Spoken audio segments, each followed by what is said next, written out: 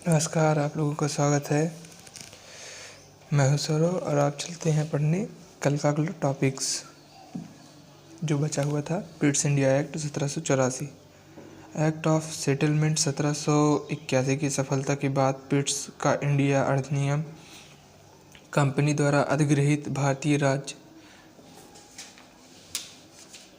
क्षेत्रों पर ब्रिटिश ताज के स्वामित्व के दावे का पहला वैधानिक दस्तावेज था, जिसका शीर्षक था भारत में ब्रिटिश अधिकाराधीन क्षेत्र। इस अधिनियम के प्रमुख तथ्य अधोलिखित हैं यथा: इस एक्ट के माध्यम से कंपनी के व्यापारिक एवं राजनीतिक क्रियाकलापों को अलग अलग कर दिया गया। व्यापारिक क्रियाकलापों को कंपनी के निदेशक के हाथों में यथावत रखते हुए राजनीतिक क्रियाकलापों, सैनिक, असैनिक व राजस्व संबंधी के निर्णय, नियंत्रण एवं पर्यवेक्षण हेतु इंग्लैंड में एक 6 सदस्यीय नियंत्रक मंडल बोर्ड ऑफ कंट्रोल की स्थापना की गई। ध्यातव्य है कि बोर्ड ऑफ कंट्रोल की अनुमति के बिना गवर्नर जनरल को किसी भी देश नरेश के साथ संघर्ष आरंभ करने अथवा सहायता का आश्वासन देने का अधिकार न था। इन सदस्यों की नियुक्ति और पदच्युत का अधिकार सम्राट को सौंपा गया।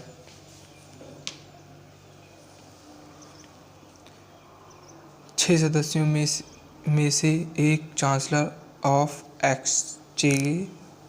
एक्सचेकर, एक राज्य सचिव तथा 4 व्यक्तित्व प्रीवी काउंसिल के सदस्य होते थे। इस प्रकार अब भारतीय उपनिवेश के 2 शासक थे, प्रथम कंपनी का निदेशक मंडल और दूसरा नियंत्रक मंडल।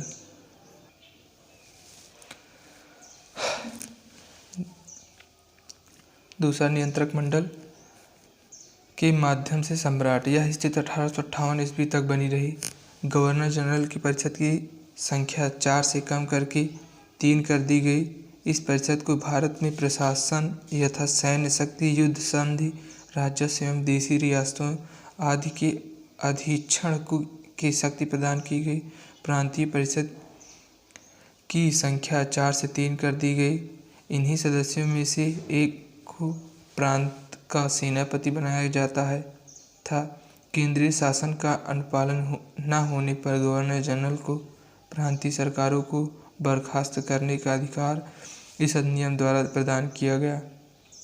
भारत में नियुक्ति अंग्रेज अधिकारियों के अवैध कार्यों पर मुकदमा चलाने हेतु इंग्लैंड में एक कोर्ट की स्थापना की गई।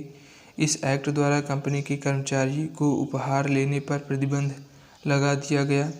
इस अधिनियम के द्वारा गवर्नर जनरल को देशी राज्यों से युद्ध तथा संधि करने से पूर्व कंपनी के डायरेक्टरों से स्वीकृति लेना अनिवार्य कर दिया गया। हम लास्ट में इसे देखेंगे परीक्षा के दृष्टि और क्या आप जानते हैं।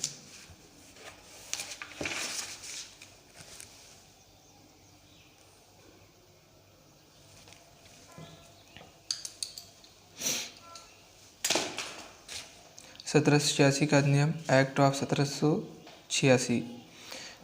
इस अधिनियम के द्वारा गवर्नर जनरल को विशेष परिस्थितियों में अपनी परिषद के निर्णय को निरस्त कर अपने निर्णय को लागू करने का अधिकार प्रदान किया गया और साथ ही गवर्नर जनरल को प्रधान सेनापति की शक्तियां भी प्रदान की गई।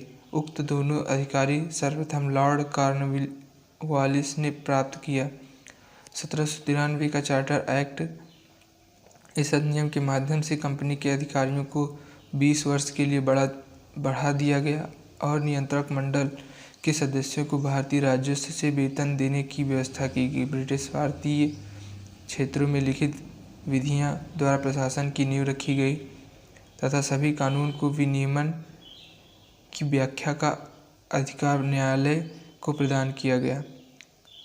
1813 का राजलेख, कंपनी के एकाधिकार को समाप्त करने, उस पर और प्रभावी नियंत्रण स्थापित करने तथा ईसाई मिशनरियों की भारत में और अधिक स्वायत्तता की मांग के मद्देनज़र यह राजलेख पारित किया गया था कि इस राजलेख द्वारा अधोलिखित प्रावधान किया गया है यथा इस चार्टर द्वारा पहली बार ईसाई मिशनरियों को भारत में धर्म प्रचार की अनुज्ञा दी गई। कंपनी के व्यापारिक एकाधिकार को समाप्त कर सभी ब्रिटिश जनों को व्यापार का अधिकार प्रदान कर दिया गया, किंतु चीन के साथ व्यापार और चाय के व्यापार के एकाधिकार को बनाए रखा गया। भारतीयों की शिक्षा पर प्रतिवर्ष 1 लाख रुपए खर्च करने का उपबंध किया गया। स्थानीय स्वतःशासी संस्था को करार आरोपण का अधिकार दिया गया। ध्यातव्य है कि इस राजलेख द्वारा कलकत्ता, बम्बई और मद्रास सरकारों द्वारा निर्मित विधियों का ब्रिटिश संसद द्वारा अनुमोदन अनिवार्य कर दिया गया। ब्रिटिश सम्राट की स्वीकृति से कंपनी को गवर्नर जनरल, गवर्नरों तथा प्रधान सेनापतियों की नियुक्ति का अधिकार दिया गया। 1833 का राजलेख। 1813 के चार्टर अधिनियम के पश्चात भारत में कंपनी के साम्राज्य में काफ़ी वृद्धि हुई, जिस पर समुचित नियंत्रण स्थापित करने के लिए ब्रिटिश संसद ने 1814, 1823 तथा 1829 में अधिनियम द्वारा कंपनी को कुछ अधिकार प्रदान किया, किंतु ये अधिनियम वांछित सफलता न दे सके। अतः 1833 में तीसरा चार्टर अधिनियम पारित कर अधोलिखित प्रावधान किया गया, जैसे कंपनी का अधिकार 20 वर्षों के लिए पुनः बढ़ा दिया गया। बंगाल के गवर्नर जनरल को संपूर्ण भारत का गवर्नर जनरल बना दिया गया। इस प्रकार इस राजलेख द्वारा की शासन प्रणाली का केंद्रीकरण कर दिया गया। सपरिषद गवर्नर जनरल को पूरे भारत के लिए कानून बनाने का अधिकार प्रदान किया गया, किंतु नियंत्रक मंडल इस कानून को अस्वीकृत कर स्वयं कानून बना सकता था। गवर्नर जनरल की परिषद द्वारा पारित कानून को अधिनियम कहा जाने लगा। ज्ञातव्य है कि इसके पूर्व निर्मित विधियों को विनियमन कहा जाता है। बम्बई तथा मद्रास की परिषद की विधि निर्माण की शक्तियों को वापस ले लिया गया। विधिक परामर्श हेतु गवर्नर जनरल की परिषद में विधि सदस्य के रूप में चौथे सदस्य को शामिल किया गया। उसे केवल परिषद की बैठक में भाग लेने का अधिकार था, मतदान का नहीं। कंपनी में व्यापारिक एकाधिकार को समाप्त कर दिया गया तथा कंपनी को प्रशासनिक एवं राजनीतिक दायित्व सौंपा गया। विधियों के संहिताकरण के लिए गवर्नर जनरल को आयोग गठित करने का अधिकार दिया गया। 1834 में लॉर्ड मैकाले की अध्यक्षता में 4 सदस्यीय प्रथम विधि प्रयोग का गठन किया गया। इस एक्ट के द्वारा भारत में दास प्रथा को विधि विरुद्ध घोषित कर दिया गया तथा अंततः 1834 में उसका उन्मूलन कर दिया गया। अधिनियम की धारा 87 के तहत कंपनी के अधीन सरकार पदों के चयन में किसी व्यक्ति को धर्म, जन्म स्थान, मूलवंश का रंग के आधार पर अयोग्य न ठहराए जाने का उपबंध किया गया। गवर्नर जनरल की परिषद को राजस्व के संबंध में पूर्ण एकाधिकार प्रदान करते हुए गवर्नर जनरल को संपूर्ण देश के लिए एक ही बजट तैयार करने का अधिकार दिया गया। इस राजलेख पर लॉर्ड मैकाले के साथ उपयोगितावादी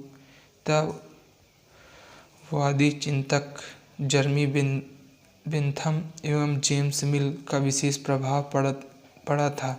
भारत में संविधान निर्माण का आंशिक संकेत इस चार्टर में दिखाई देता है। अब देखते हैं परीक्षा की दृष्टि से जो इम्पोर्टेंट है। क्या आप जानते हैं रेगुलेटिंग एक्ट में व्याप्त दोषों को दूर करने के लिए उद्देश्य में सर्वप्रथम 1783 में डंडाज अधिनियम और पुनश्च नवंबर में 1783 में फॉक्स का भारतीय विधेयक लाया गया। किस एक्ट के द्वारा सर्वोच्च न्यायालय के अधिकारियों की गवर्नर जनरल इन काउंसिल को मुक्त कर दिया गया? वो है एक्ट सन 1781 के सेटलमेंट एक्ट द्वारा। सर्वोच्च न्यायालय की राजस्व अधिकारिता को किस एक्ट द्वारा समाप्त किया गया? 1781 के सेटलमेंट एक्ट द्वारा। सर्वप्रथम किस गवर्नर जनरल को तथा किस अधिनियम द्वारा गवर्नर जनरल तथा मुख्य सेनापति दोनों की शक्तियां प्रदान की गई? लॉर्ड कॉर्नवालिस को 1786 के अधिनियम द्वारा। किस अधिनियम द्वारा कंपनी के व्यापारिक एवं राजनीतिक कार्यों को एक दूसरे से पृथक कर दिया गया? पिट्स इंडिया एक्ट 1784 द्वारा। कंपनी के कर्मचारियों का उपहार लेने पर प्रतिबंध। 1784 के पिट्स इंडिया एक्ट कंपनी के मामलों में ब्रिटिश सरकार का पहली बार कब नियंत्रण था स्थापित हुआ? 1784 पिट्स इंडिया एक्ट के तहत किस एक्ट द्वारा गवर्नर जनरल को अपनी परिषद के नियंत्रण और को अस्वीकृत करने की शक्ति पुनः दे दी गई? आगे आने वाले गवर्नरों के लिए भी विस्तृत किया गया चार्टर एक्ट 1793। नियंत्रक मंडल के सदस्यों को भारतीय राजस्व में वेतन देने का प्रावधान अधिनियम के तहत हुआ। 1793 की राजलेख द्वारा ईसाई मिशनरियों को भारत में धर्म प्रचार की अनुमति कौन सा राजलेख करता है? 1813 का राजलेख। 1813 ईस्वी के चार्टर द्वारा भारतीयों को की शिक्षा पर व्यय के लिए कितना राशि नियत की गई? 1 लाख रुपए। भारत में आकार बसने तथा व्यापार करने के लिए अंग्रेजों को लाइसेंस लेने के चार्टर एक्ट द्वारा अनिवार्य किया गया। 1813 किस अधिनियम द्वारा गवर्नर जनरल के सदस्यों की संख्या 4 से 3 कर दी गई, जिसमें 1 प्रांतीय, 1 मुख्य सेनापति आवश्यक था? 1784 के पिट्स इंडिया एक्ट के द्वारा मुख्य सेनापति का गवर्नर जनरल की परिषद का स्वतः ही सदस्य होने का अधिकार कब समाप्त हो गया? 1793 के चार्टर अधिनियम द्वारा ईस्ट इंडिया कंपनी के व्यापारिक अधिकारों को किस अधिनियम द्वारा समाप्त कर दिया गया? 1833 की राजलेख द्वारा। भारत का प्रथम गवर्नर जनरल कौन था? Lord William banquet. किस अधिनियम द्वारा गवर्नर जनरल की परिषद में विधि सदस्यों की नियुक्ति का प्रावधान किया गया? 1833 की राजलेख द्वारा। अंग्रेजों को किस अधिनियम के तहत बिना लाइसेंस भारत में आने जाने, बसने तथा व्यापार करने की स्वतंत्रता प्रदान की गई? 1833 ईस्वी के अधिनियम के तहत सर्वप्रथम भारत में शासन के केंद्रीकरण का प्रयास किस अधिनियम में दिखाई देता है? 1833 के राजलेख में। दास प्रथा को गैर कानूनी किस अधिनियम द्वारा घोषित किया गया? 1833 के चार्टर एक्ट के द्वारा। 1834 ईस्वी में इस पर रोक लगा दी गई। आज के लिए बस इतना ही। उत्तिष्ठत् जागरण प्रातुरान्य बोधयति। हम मिलेंगे अपने अगले वीडियो में। तो अगली वीडियो हमारी टॉपिक होगी 1853 का राजलेख। चैनल को सब्सक्राइब कीजिए, लाइक कीजिए और शेयर कीजिए ताकि आपके साथ साथ अन्य लोगों को भी फायदा मिल सके। धन्यवाद।